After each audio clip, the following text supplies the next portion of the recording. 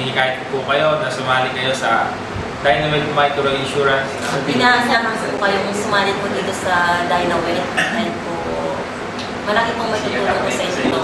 Sa mga hindi pa po kasali sa insurance, napakaganda po na sumali po tayo dito dahil dahil 500 lang po ang isang taon.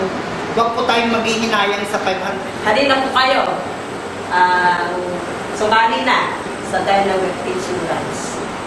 Kaya hinihikayat ko po yung mga katulad ko lalo na sa mga office, yung member ko.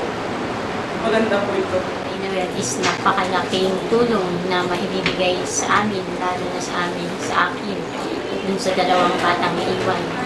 Sa halagang 500 po, nakaklaim po kami ng 75,000. Na talagang sabi ko nga po, malaking bagay para sa naiwan ng mga naulilag. Insurance policy. Kaya doon na po kay Ma'am Beren Orsilia.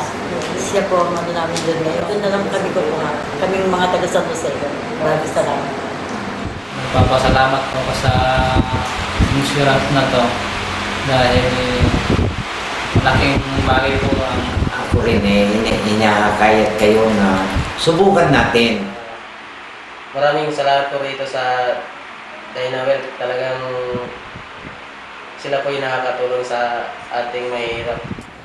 Ang DSP Microinsurance ng Dynaware na 500 pesos lamang ang premium sa buong taon ay napakalawak po ng coverage. Meron tayong 7,500 na medical reimbursement kada insidente. At kung sakaling ma-confine, meron po tayong 200 per day na hospitalization allowance. Kung sakaling tayo ay masunugan, meron po tayong 15,000 na fire cash aid.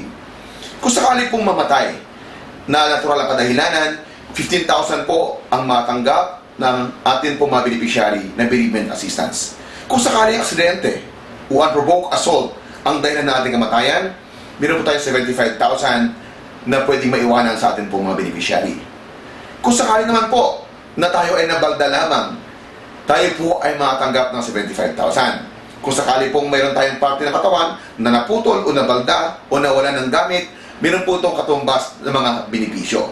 Kaya po, hindi kailangan mamatay upang makatanggap ng maraming benepisyo sa DSP Microinsurance. Kaya, magpasiguro para protektado.